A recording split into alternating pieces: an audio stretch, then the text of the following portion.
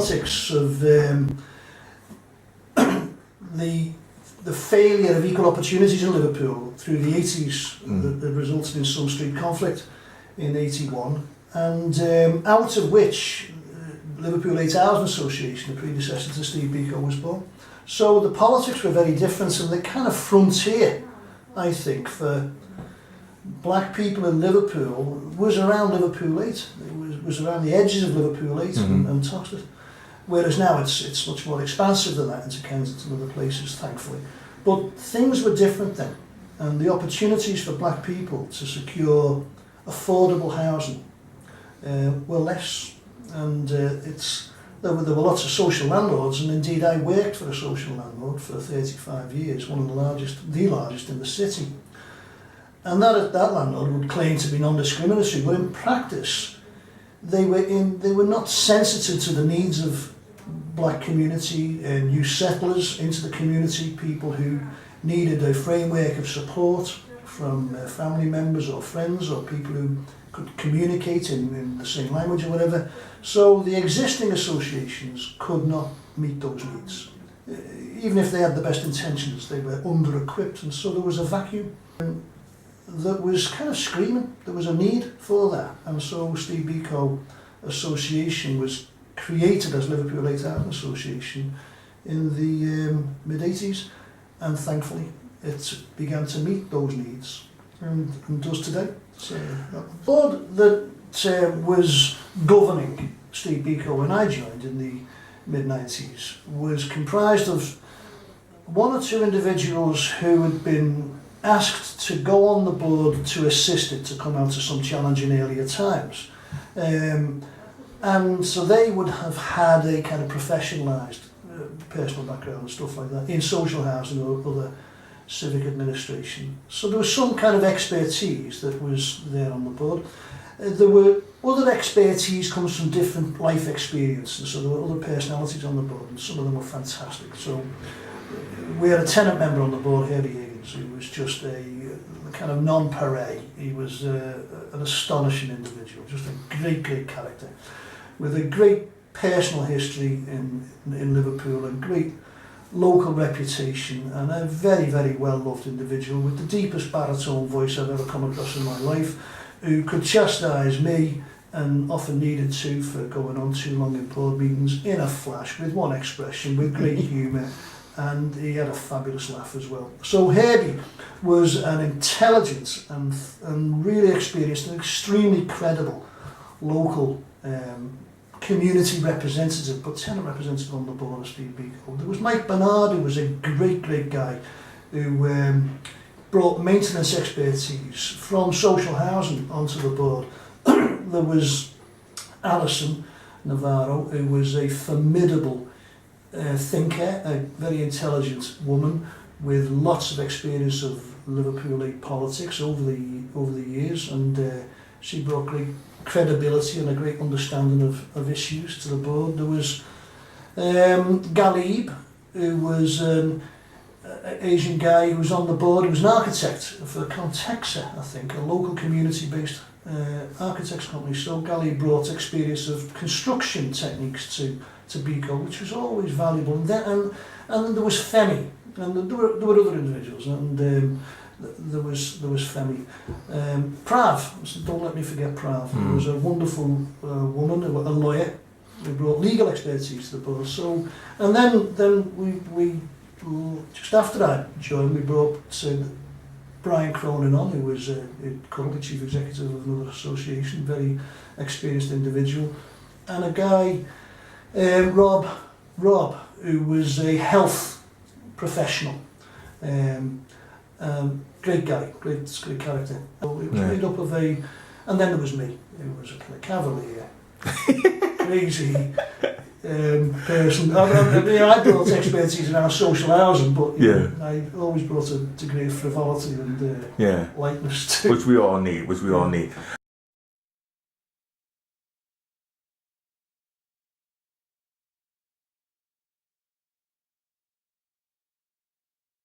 Well, Herbie was a fabulous conduit through to the consumers. You know, it was essentially what the business is here for You know, you run a housing association, you take cash in through rents, you spend money on maintenance and people and staff and administration and on loans, you build new houses, you provide homes for those in need. But at the end of the day, it's not about the people who work in the organisation, it's not about the board members, it's about those people who live in the homes that Biko is there to provide and then maintain.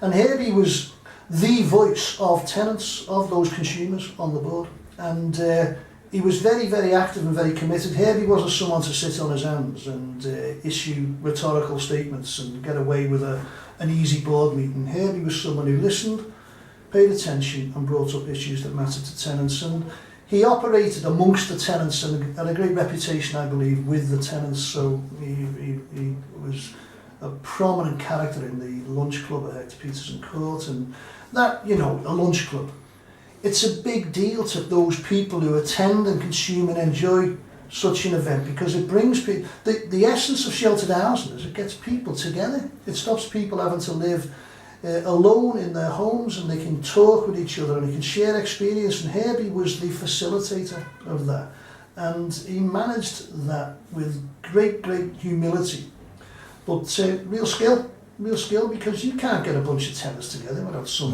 vibrant and lively opinions beginning to kick off. And you know, not everything is always agreeable and harmonious and consensual, but Herbie would find the comic, the political and the important things to dialogue with tenants about, and he would make sure tenants understood the issues that were of importance to the board and to the administration of the organisation, and he would understand, he'd make sure that those forums, the lunch clubs and other forums that span off the lunch club, where the Herbie was involved in, community forums, that they understood the issues in the community more broadly, and that all of that was fed back to Biko so that it could do what it does best, which is punch above its weight. Yeah. Steve Biko, one of its great strengths has been, as I mentioned earlier, it reflects and represents the interests and the issues that apply in South Liverpool, in Liverpool 8 in Toxteth, and those issues are diverse issues.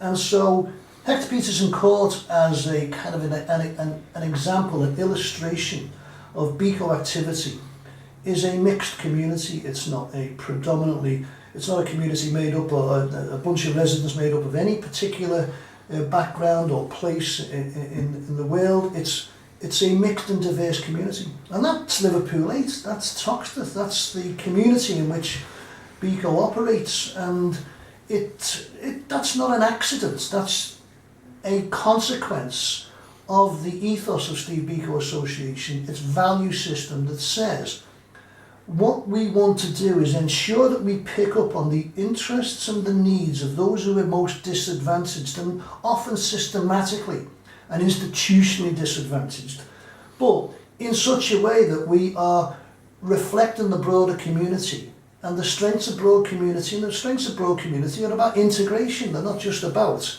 sections of communities and providing those needs. It's about meeting those needs in an integrated context. And Steve Biko has a very mature perspective on its kind of social political obligations, on how it sees its role best played out. And it's a wonderful organisation for that, in how far it's, and if you see Hector Peterson Court again as a kind of microcosm and a representative, a kind of emblem of those values and that value system. I think as a board we're very, very committed to the future of the organisation. As we know, the country and the world is going through a very difficult period, and even though we're quite small, I think we're very effective. And the people that call our tenants or our customers, I think, are very proud to be our customers. I've never heard anyone have any bad word to say about us. I think collectively as a board, we have people from various backgrounds. I work for another housing association, some of the other board members do. But I think coming together, we all have a common aim. I think we have a very dedicated workforce. I think the staff that work for us are very committed, and again buy into the ethos of the organisation. Yeah, what we've become at Steve Biko Association is not just a place where you go and you get property. We're involved in the community, and you know, we're doing all sorts of other things which is outside the norm of housing associations, for argument's sake. At least in the past, all of them are doing it now. So we offer training, we have evenings out, we have all kinds of stuff for our tenants to get involved in, and we help to develop the capacity of tenants and so on and so forth. So it's not just about housing, it's about caring for the environment as well that we live in. And I always remember when the Jamaican High Commissioner came up to Liverpool on one occasion, and that was when we were naming the street after Herbie Higgins Scott, and he was there. And I remember him saying that Steve Biko Housing was a little bit like Jamaica, in the sense that Jamaica punched above its weight. Very small country, but everybody knows about Jamaica. And Steve Biko Housing Association is not a very large housing association, but you know, we have influence and we use that influence appropriately.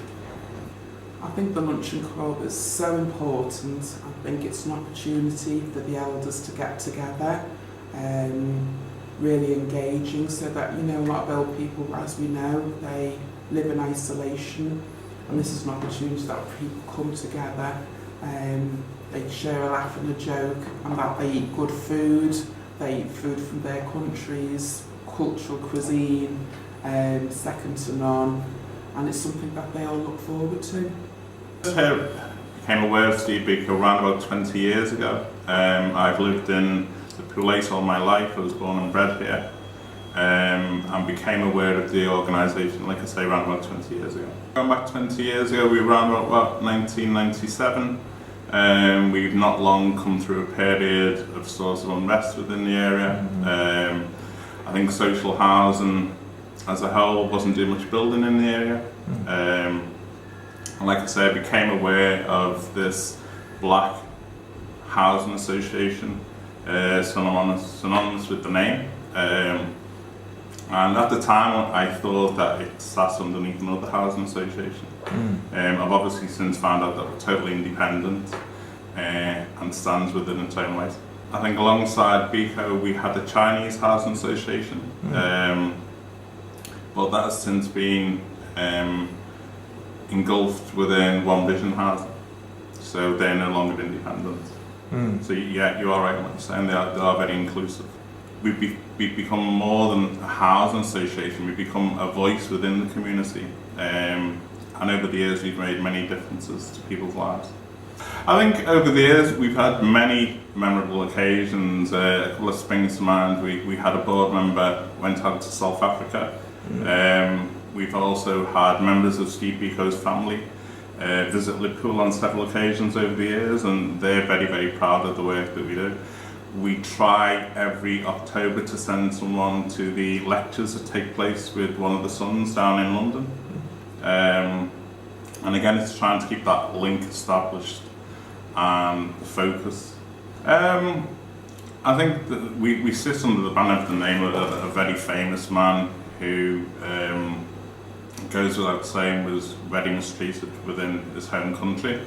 And I think the legacy of the name that we sit under serves as well.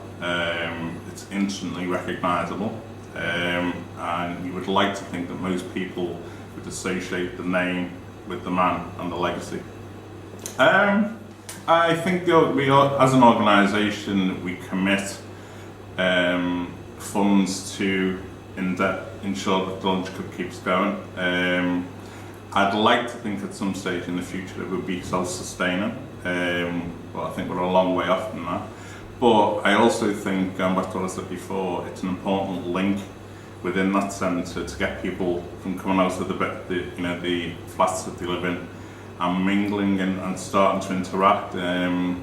It's no great secret that once people get past a certain age, I think loneliness starts to creep in with people in isolation.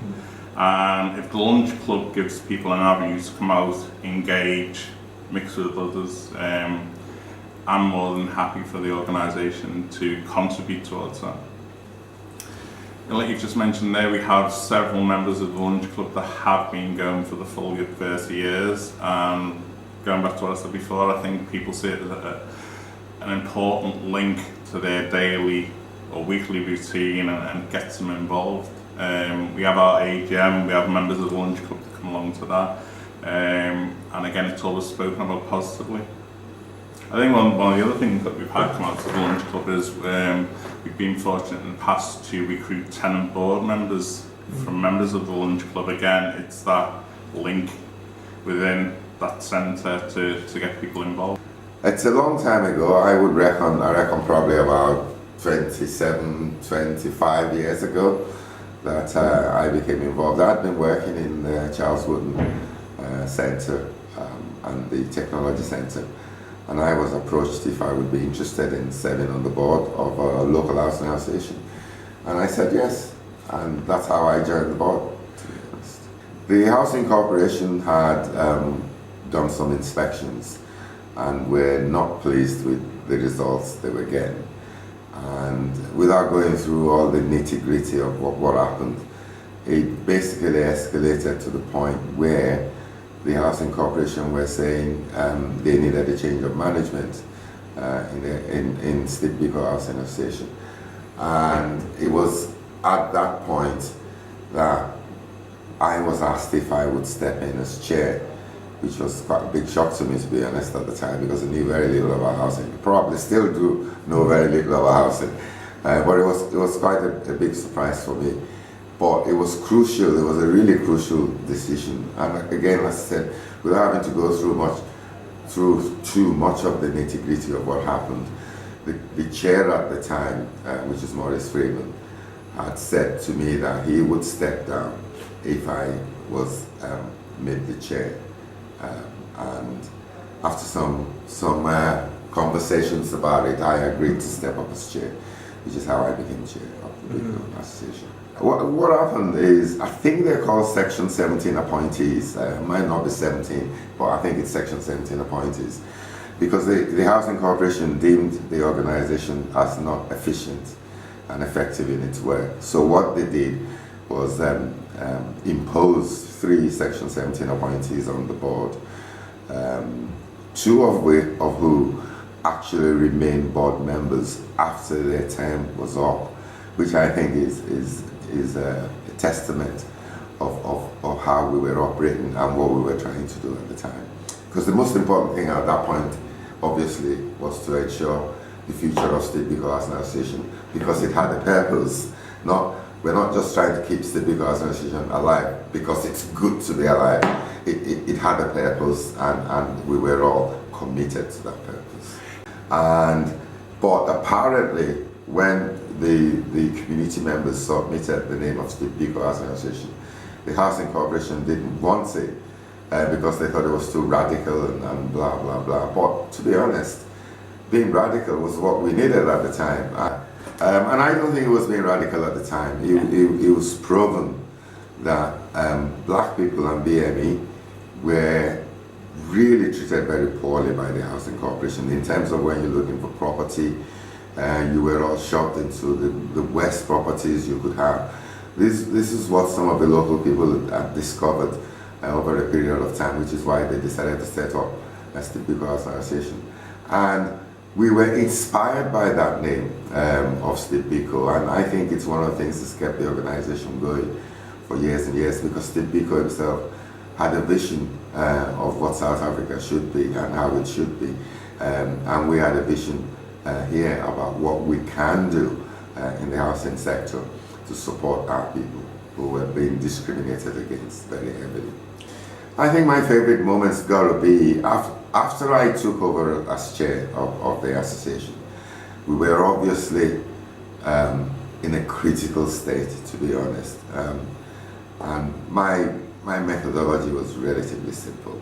You get the experts in and let the experts do what they know best. So we had a board of directors, and on the board we have people with different expertise. And I always see the chair as the conductor of an orchestra.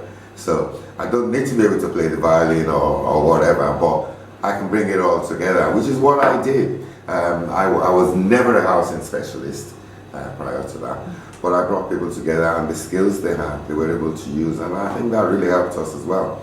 So one of my finest moments has got to be when we passed the Housing Corporation assessments and the Section 17 appointees were withdrawn, although as I said to you, some of them stayed up. So that's one moment, so because we'd achieved what we'd set out to achieve. There are three moments actually. The second moment, in my view, was when we appointed Tracy Gore as the director of Steve Biko Association. It really indicated that we were moving in the right direction, and we were appointed. I was very, very happy with the appointment of Tracy. We went through a very rigorous appointment process, and she came through it. And I think the third proudest moment for me has to be when the Biko family came over, Mrs. Biko, Kozinati Biko, Samurai, and people from the Biko Foundation. And we actually, myself and Tracy, spent a week with the family in Liverpool and in London, just taking them around the place. And it was a fantastic period, yeah.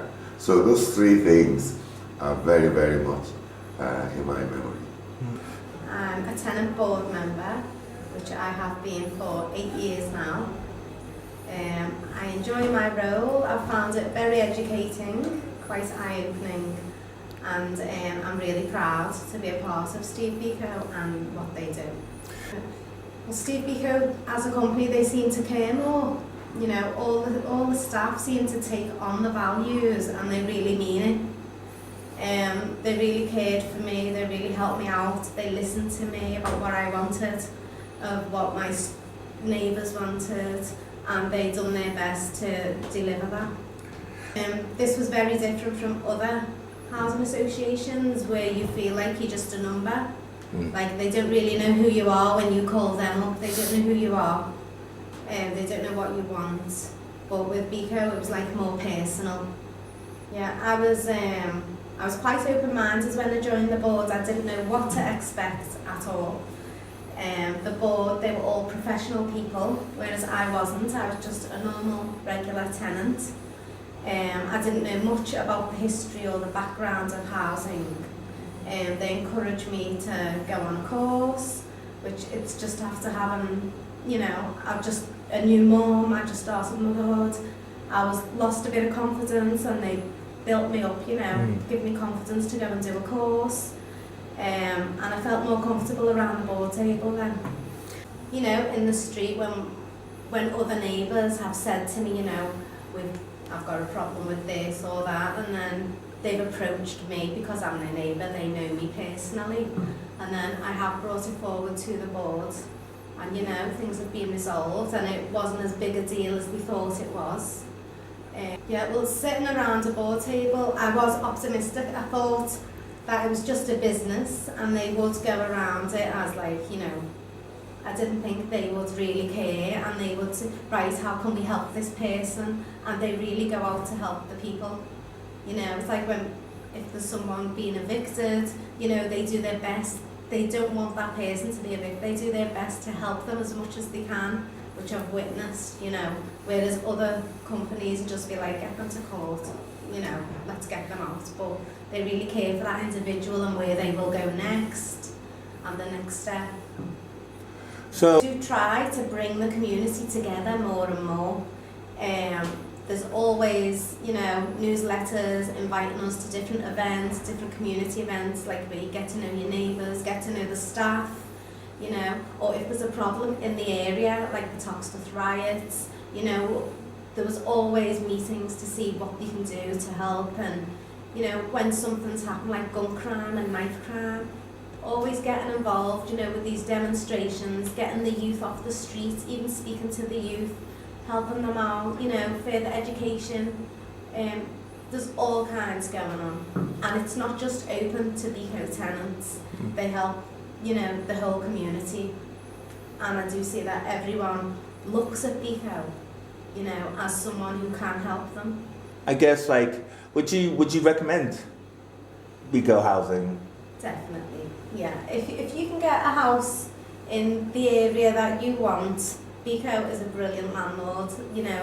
They've got your back, they stand by you. If there's a problem, they'll help you to resolve it. You won't get brushed under the carpet or put on a long waiting list or anything like that. That's a long story. I was approached 2 years ago by Femi Sawande to become a board member. I considered it carefully. I obviously knew Steve Biko Housing Association because I still work with the NHS and I work closely with grassroots organisations, so I was aware of the work that they do, and I actually felt an affinity with some of the aims and objectives of the organisation.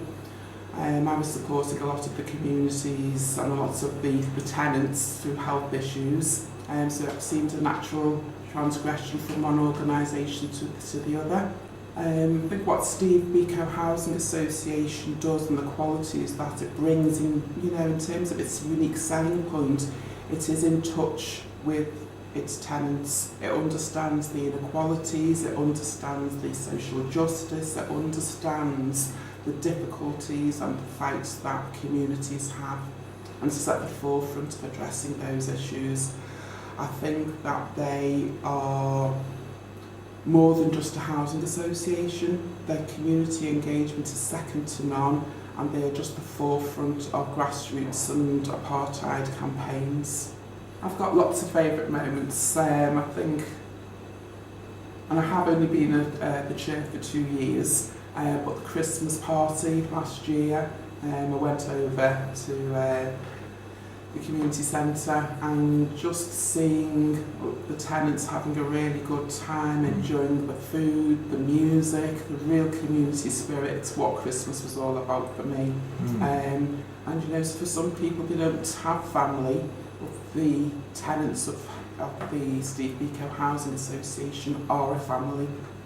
Well, as the chair, my role involves ensuring that the board is cited on all the issues of the tenants.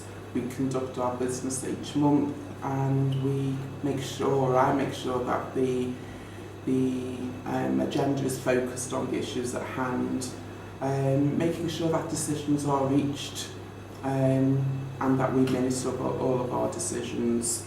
We allow everybody to speak and to be heard, and I think that's really important, particularly for the lay members, because we do encourage tenants to be on our board, and they are a dart of information in terms of letting the board know what it's really like to be a tenant, understanding what the issues are in terms of repairs, community engagement, what the issues are in the local area, if there's any unrest, guns and crime, and I think that's really important that we are cited on the issues. It's not just, the corporate business. I knew about Steve Biko quite considerably, must have been back in 2000 when I became a housing director at CDS Housing Association. We worked closely with Steve Biko. I was based in Rialto, which is in Toxteth, and we had a good working relationship with them. We supported some of their work by delivering managing agent services,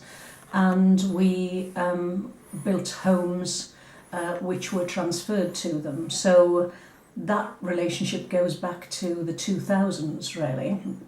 More recently, I've had a housing experience over a number of years, probably about 35 years now.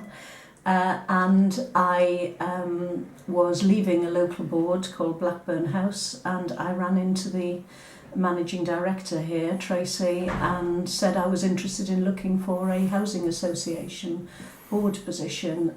She told me that they were about to recruit and she'd send me the details, and here I am. I think they were interested in me as a board member for a few reasons, really. One is the number of years I've been involved in housing and been responsible for repairs and governance and equalities work. The other part of me, with a different hat, is I was a poacher turned gamekeeper, and I moved to the Audit Commission for 5 years as the head of the housing inspection across the north of England, and as part of that I was responsible for reviewing the performance of all sorts of housing organisations, councils, arm's length management organisations and all housing associations. So that meant that I looked at whether they did what they promised on the tin, and I also made suggestions for improvement in public reporting.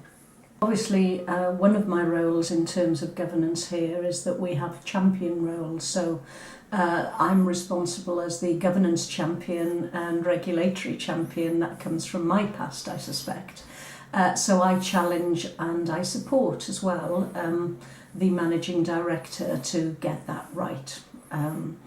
So I think that some of the things perhaps that I bring are the experiences as a consultant of working across the housing sector, working across England in reality, and looking at board governance and excellence in governance, but also looking at tenant and community engagement, both of which are not only regulatory obligations, it's actually about what Steve Biko wants to do. It wants to be great, it wants to grow, it has excellent roots in the community and probably knows its tenants individually by name, which you can't say about many organisations these days. That's why I want to be part of it.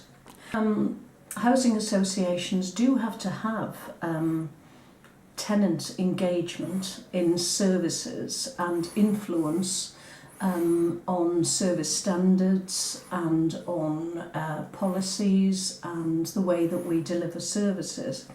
However, Steve Biko goes a bit further than that. It has real roots in the community.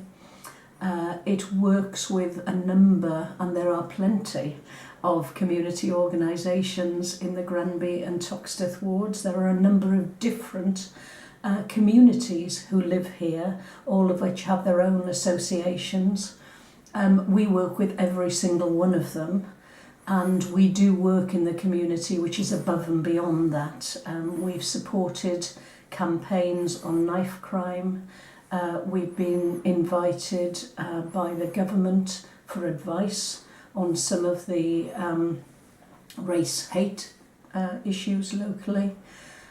We have brought communities together when there have been concerns which could have led to much deeper problems within the community had we not stepped in and taken the helm.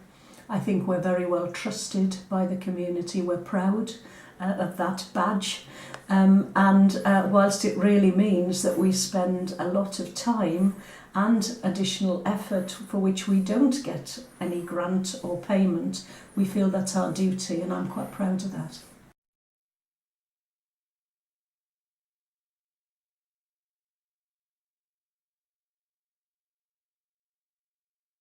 I remember Steve Biko as an idea in the mind of one of its protagonists, one of its earliest characters, Ray Corliss, and others who set it up, who had the idea that this vacuum I spoke about before in social housing, that there was a space for an association dedicated to the needs and particular issues around the ethnic minority community in Liverpool 8. So I remember the very genesis, in a sense, and the struggles that took place to secure funding and to present credible propositions to entrenched interests that were based around conventional mainstream white housing associations.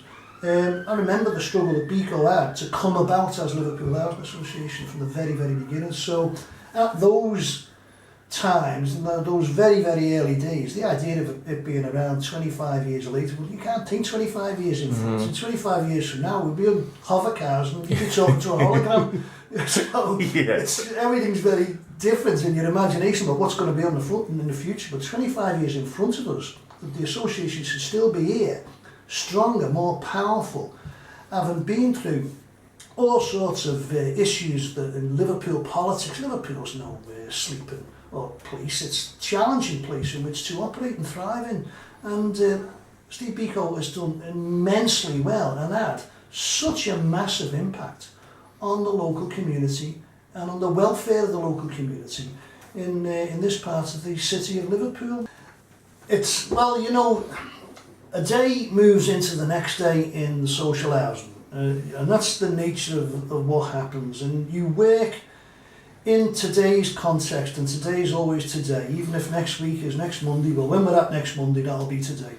And so you just operate against the demands and challenges that face you at any one time. What will remain consistent about Biko 5 years from now, 10 years from now, 20 years from now is its ethos, its value system, its sense of its own responsibility, of its definition of why it's here. So whether the building constructions will have changed, whether the nature of the physical properties in which we have conversations like this, or tenants meet and Hector Peterson Court might have new windows by then, if it changes, that's the frills. The substance is the people. And 25 years from now, 30 years from now, Biko, fingers crossed, you know, social housing can still survive as a generality, and that there's a funded framework that allows it to survive, because that's increasingly challenging. But if it survives, it will be as it is today. It'll be an organisation that can look at itself and say, we've been doing the same thing for 60 years, not 30 years, because we stand for a set of values that we're applying in practice. I see it going. That's a good question. I mean, I think there will always be a need for housing. So, in one sense, we're in the right business, and it is a business as well. So we're in the right business in that sense. I think we need to keep a pressure group going so that they understand what we do here at Steve Biko and the need to have the likes of Steve Biko. There have been lots of attempts to get us to merge with other housing associations because size is important. You can get better buying power and all that stuff.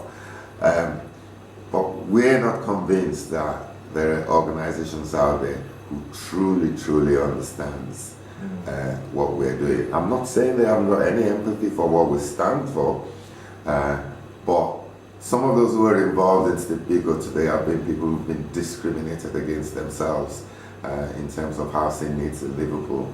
So we've resisted that, and I think if Steve Biko keeps doing what it's doing, I think it's got a very rosy future for itself. Very, very important. I work for a national large housing association, and I think the bigger the organisation, the more people and tenants and customers become lost within that. It becomes a faceless organisation. I think we're quite unique in that we're very hands-on. Most of the staff know all of our 270 plus tenants, which is a really, really good thing. And I think that personal touch and having that close local working knowledge can make a vast difference in us being a successful landlord. The future is really about more of the same. We want to continue to be respected by the community. We want to work with the community. We want to develop services to fill gaps where the community has a need. So we've recently developed some youth employment projects and some we've done a lot of support for the local authority in terms of the Fairness Commission and in terms of reviewing equality policies at the local authority. We want to continue that legacy, but we want to do more. It's been a learning curve and an eye-opener, you know, just to see the ins and outs of a housing association, how it works and how it doesn't, and you know, the different aspects of it, that it's not just collecting rent, it's actually helping the people as well. I'm absolutely passionate about inequalities to any degree. I've worked for 30 years in the health service addressing health inequalities, and Steve Biko really is about ensuring equality for all. And that's really about what I understand in terms of Steve Biko, is about that fight, that inequality, injustice, and ensuring that we all have opportunities. And that's really the reason why I accepted the position of chair for Steve Biko Housing Association. I think that ethos, that injustice that's instilled in many of us that we use that for a better good, to ensure that the communities have the rights and accesses that they are deserving of. Yeah, I'd like to end by offering my congratulations to Steve Biko Association. I've got a fabulous affection for Steve Biko Association. You know, I feel as if I've known it since it was a baby, and I know it today, and I've enjoyed my relationship with it and its characters, its protagonists, its people, and I wish it every success for the future. Yes, obviously I'd like to acknowledge the previous board members. Some I knew, some I didn't, but because of the previous work that they've done, it's the Steve Biko Housing Association is in the position that it is today. It's very strong, it's growing, and it's reaching out to more and more people. The quality of our housing is key, that we offer affordable quality housing to all of our tenants. Tom Maguire particularly, Alison Navarro, the previous chair, and Femi Sawande, who encouraged me to apply for the position of chair.